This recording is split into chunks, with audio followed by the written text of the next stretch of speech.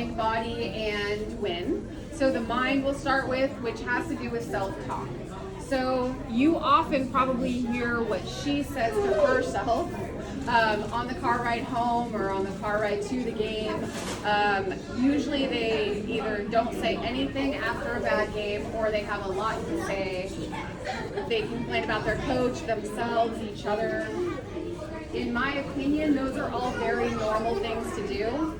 So you want to train yourself on how to respond in ways that doesn't sort of make a normal complaint turn into a valid complaint, right? So we don't want to push them in a direction of feeling like something's wrong because they're not having a great week or a great month or even a great season. Because the longer they're in sports, the more ups and downs everything is. So for everybody, sports becomes a roller coaster, and I often think as parents go through it even more than they do.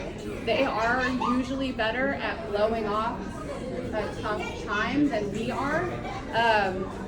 And I feel like I sort of learned the hard way on the parent side because we pushed our son too much. He was really good, and we just pushed him too much. So now we have a daughter who's a keeper, and we don't push her at all just because I went too far in the other direction of caring too much and expressing too much that we cared. And he just didn't really end up wanting the pressure. But now I'm on the sideline of my daughter's team. She's a keeper. And now I'm experiencing that thing of, oh no, is everybody mad at me? Is everybody thinking that, oh, it's Bree's fault that her daughter just let the goal win? It's the craziest thing to sort of realize that you are more attached to them than you want to be. You feel more invested and more almost responsible for their behavior. If someone's having a temper tantrum on the field, you do kind of want to hide, right? You're like, I swear, this isn't what I teach at home. This is not my practice. So I'm trying to help give you some tools for how to talk to them on the body part, how to talk to them and yourself on the mind part, and then also helping them, supporting them on their definition of their wins, so that everybody has a little bit less of a roller coaster. So on the mind part, I highly recommend asking them, using this conversation as a way of facilitating a conversation of what does upset you that I do and what does feel supportive. And you're going to have to ask again in 6 months and again in 6 months. That'll keep changing because they do change so much as they progress in their sports, and just, hormones and all that good stuff. So first step is to find out from them what you're already doing that might bother them a little bit or might make them want to close down a little bit, and then also ask what you're doing already that feels supportive. And I always think that there should be some sort of safe word where they're just like, tomato, I'm using your homegrown tomatoes as my example. Tomato means talk about anything other than my game for the rest of the day. Tomato doesn't mean lay off of it for an hour. Tomato means until I come to you, this game is off limits. And hopefully by the time they come to you and want to say anything about it, they themselves have worked into a different mindset about it. They've either gotten over it or whatever it is. But if it's not tomato, the girls at this age probably do like talking about the game more than they will in 3 years, and that's fun. But what they probably don't want is to hear that you wish that they had done something better, or that, Jackie used to play better than she does, or, nothing about this coaching squad, obviously, but pretty much with all coaches, we make mistakes too. We're not asking you not to notice them, but it doesn't help when your daughter or son, either way, is complaining, and then you might join in. And it's really hard to do if you have a strong opinion, if you don't love your coach. Not talking about them, but there are moments where you just feel so you want to have this powwow, right? Of that game was awful, or something as bad is happening, or so-and-so's attitude is really taking over and causing this negative shadow on everything. But this really is their environment, and we are trying to support them in it by almost sympathizing often, or being open to those things needing to be fixed. I really strongly just want to encourage everybody to think that these problems don't need to be fixed. They happen on every team, every season, varies in terms of like the severity of it. Your daughter can have a great time for 6 months and a not great time for 6 months. It can be the same group of people. Nothing can change. She could still be getting better, but she might have suddenly decided that she's going to compare herself to somebody else. And that might be having her spin. And we don't actually know that. She doesn't say that to us. That's not how the psychology works. So she's going to start to complain. It's really hard to know exactly what it is that the complaints are stemming from. So I think the best thing to do is to just let complaints in general be normal. And you'll know that they're more serious because they will start to say things that actually do alarm you. So-and-so is kicking the coach. Now your brain kind of goes, okay, we just went into a different area, right? So-and-so is pulling so-and-so's hair. So-and-so has 7 red cards. It's not happening at this age, obviously. But there will be a moment where you go, okay, now I should probably check in with the coach. But also, I'm guessing, they're fine if you check in anyway. So-and-so doesn't always seem as happy as she used to. This could be school, sports, friends, hormones, anything. They literally start to grow boobs and don't want to run in front of people. They don't know that they need a sports bra because we haven't thought about it yet. Like, there's all different kinds of things that go through their heads that they're probably not going to talk about. So it's important to let them introduce those things and for you to feel like you're supporting rather than empathizing with like, I know how that feels kind of thing, because they don't think we know how it feels. So, hang on. All right, so what we want to do is also have our own self-talk, just like I'm trying to ask them. You pull up and you park, and then it goes, I'm here for her. This is her environment. I'm here to find all the things she does today. I'm finding 2 great things she does. So that when you do talk in the car later, you have 2 great moments to mention that are actions. You know what you did that you haven't been doing lately? You really went up to her and approached backwards, doing proper defense. You were using both feet. You pick something where she impressed you. You have to find something, because when she says, I don't think I played very well today, she's probably used to or looking for you to be like, it wasn't your best day today, honey. That's okay. But that's not actually what she wants. That only confirms her fear that she didn't play well that day. So no matter how she describes her game, if you can say, I don't know how you played overall, you can ask your coach, but I know that I watched you try harder in the box. I know that I watched you call for more passes. I know that I watched you give a high five to somebody. So if you pick out things, especially that aren't necessarily soccer skill related, but just an action that she's doing, it gives you a go-to before the conversation happens and you're ready for it. Like, you're watching the game and that's like a tick, I'm going to use that one. Watching the game and the tick, I'm going to use that one. And then the other thing we have to be worried about a little bit is our tone. And this is another ask her thing. So she's going to read us very easily. They know when we're annoyed. They know when we're late. We've got 3 other kids. We just lost all 3 games of the tournament. We're kind of annoyed. We spent our whole weekend and she didn't play that well, or she didn't play that many minutes, or whatever it is. So you want to also tell yourself, like, before we get in that car, I'm taking like 3 deep breaths, I'm watching my tone, I'm maybe avoiding this. If you know you can't avoid it because you're too annoyed, then you just want to actually just be like, I don't know about you, but I've had enough soccer for today. Can we just listen to music? But you have to pre-plan all of this because it is sports, and sports goes with emotions and reactions. So just like them, you have to kind of pre-plan and choose how you're going to respond to her. All right, so I'm going to say, to end that thought, is just to make sure that you're praising her, especially if she is somebody that has an attitude sometimes and you watched her do something nice, or she went and helped clean up. Like, those kinds of things are great to compliment and notice, because it's not a compliment, it's a I'm paying attention to you kind of thing. All right, so the body. We're moving on to the body part, and something very delicious is over there. What is that? Cheesy bread? Chicken sandwich? Oh, yeah. Anything with like melted cheese on it, I'm in. All right, so our body language, she can read it from across the field, right? So if she makes a mistake or she makes a goal, it's very common at this age to look at you. So she can tell if you're disappointed, she can tell if you're proud, and you want to actually have her look at you and think to herself, oh, my mom or my dad is steady. So you want to sort of try to be a steady body as opposed to a I'm giving it away body. Again, the only bummer about somebody being so excited about a goal is that you may have a dry spell coming up, or you may be put in a different position. But you're used to thinking that your parents are super proud of you for that goal moment. So you want to be more steady in general on the sidelines.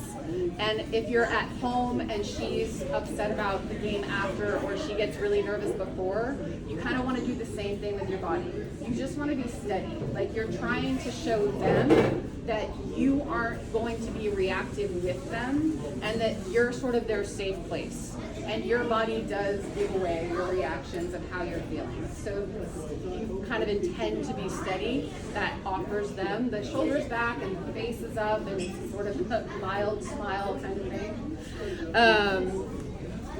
So every girl is too something, just like I was telling them. The too big, too short, too tall, too this to be a good soccer player. Too big, too small, too short, too this, too slow, too something. It follows you around. But whatever they get labeled, or even whatever they hear about other people, causes all of those things to where we're all sitting around, with our 50th birthday party saying, this started when I was 9. This started when I was 12. And I would say that I used to think that eating disorders were uncommon. Sorry, the tomato just rolled and hit my foot and I got confused. Yeah, I think she's looking for it, the little one. The tomato did not jump out, apparently. That's a brown tomato. So I had 2 girls this past year have their parents privately say they are recovering from eating disorders. They don't want anybody to know, and then there's a list of things that they're concerned about. And they're both people who are very pretty, very you look at them and you assume that they feel good about themselves. But they both got that eating disorder from what someone said to them at their soccer team. It was a 1 minute, and obviously it wasn't, right? They've heard other things leading up to it, and that one sentence is what they tell their parents is the reason why it sort of started. It's too easy to give people who are caring about their looks and also caring about their performances, it's too easy to give them an accidental thing to be paranoid about. Sometimes they will quit sports altogether. Sometimes they will stop eating and you won't really think too much about it. They're a teenager. That's the whole part about all of this, right? Reading a teenager is almost impossible no matter what. But you do want to try to counteract the potential of that by letting them know that you approve of various types of bodies, various types of qualities about their physical stuff. So you're at Trader Joe's, there's a woman down there who's totally different size, skin shade, hair color, everything, right? So you want to be like, she looks great today, doesn't she? That's all you have to do every now and then. But you want to pick out various people, right? You want it to be somebody that looks like her sometimes, and then you want it to be people that look completely different in others. I think that's great in general for girls because it just teaches them that their parents have appreciation for all different types of looks, but they do internalize these things. If you have a girl who's a minority of any kind, it helps to be extra specific there sometimes. Like, oh my gosh, I love her curls. Oh my gosh, I love how straight her hair is. Oh my gosh, I love how tan she is. I love her skin, especially for her. Or there's not a lot of blondes left in the world, I don't think. So you might even want to think about that too, right? Like if you have a blonde daughter, there's not a lot of blondes. So it's like you sort of need to do a little extra of selecting her type but you want to select many. That way, if she goes through puberty, she has one of those years where everything explodes at the same time, she already knows that you like people who are curvy and you like people who aren't. She already knows that you're not upset that she suddenly has boobs, whether they match your family's type or not, right? And how we talk about bodies in general should always be minimal, and I know everybody gets that kind of training, but it's like we stop talking about bodies so that we don't mess it up, but that's letting them then decide all of their own decisions about bodies from where we don't want them to get it, like their friends or the screens or the social media. So what you say at home and what you say at Trader Joe's, it really does help them have this sort of like vibe that everything's going to be okay no matter what. Hang on. Oh, okay, so this is a little bit more for the moms than it is for the dads, because women tend to take a family photo and go, oh, hate how I look. Just take it without me. Or I don't, I look fat, or I look old, or we tend to do that. We're teaching them to do the same, and then when they do it after a soccer game, I hate my hair, we're like, it doesn't matter, it's funny, it's fine. But they don't know the difference between a mom saying, I look old, and them saying, I don't like my hair sweaty, I want to go home, I don't want to go do errands with you. So if we actually, I lost my train of thought, but I'll get it back. What was it? Oh, if we, when we are having ourselves, cameras around us, or someone else is sort of like, our appearance is in the conversation, we want to say, I look good today, but I'm still going to sit this one out because I want a picture of just you two. We're going to put something on that we don't love, and we're going to say, I don't love it on me, I don't feel like myself. Not I feel fat, not I feel skinny, not I feel short, not a description, I don't feel like myself, I don't want to wear this today. Or they're getting dressed and they're saying, like, I don't like how I look. Do you not like how you look because you don't like the color, or you just don't feel like it matches your personality? Like, you might like it next week. Just put it back in the closet and find something else. You got 30 seconds, but you have plenty. Just go put on whatever feels good. So those kinds of things set them up to then be an athlete where people are watching them. Because we are always watched, and so if your daughter cares at all about her appearance, it will come into play when she's doing sports. So that is why I feel like it's important. Okay, the wins. Your long-term win is that you get to say in 30 years that you and your daughter had a really great relationship while she was growing up. So if you're in sports, that's another element of your life that makes that hard, because it is so emotional. It does add this whole other set of issues maybe to parenting. And so the short-term goal is that she feels good about herself for the most part. Nobody feels great about themselves all the time, but she feels good about herself. But the long-term is that you get to feel like you actually did support her and that that's how she describes you. So you want to help her when she's defining her wins, find out what those are. Is her win that she's running faster? Is her win that she's using her left foot? Is her win that she's becoming a better teammate to people? Find out what it is, and then also support her with that. Find out what she is bragging to other people about when they're like, tell me about yourself. A lot of times it's like, I'm a soccer player, and then, oh, what position do you play? I'm a striker. Do you score a lot of goals? Yeah. I'm a goalkeeper. Do you stop a lot of goals? Yeah. And then the midfielders want to be strikers or goalie. No, nobody wants to be goalie, actually. The midfielders want to be strikers so they can get the attention of scoring the goals. Like, help them define that there's so much more to them than just what they can accomplish in this particular season. Because next season, you might add a girl, or one of the other girls became super great at something else, and now her position's changing. Like, let it all be sort of a fluid thing that they get to define that year, for that 6 months, what they're working on, and you support that. And I was going to add 2 more things. I think I've covered all of that stuff. It's the roller coaster is what we're trying to get off of. And the roller coaster, at least for this group of girls, is probably ahead of you a year, but it starts earlier than we think.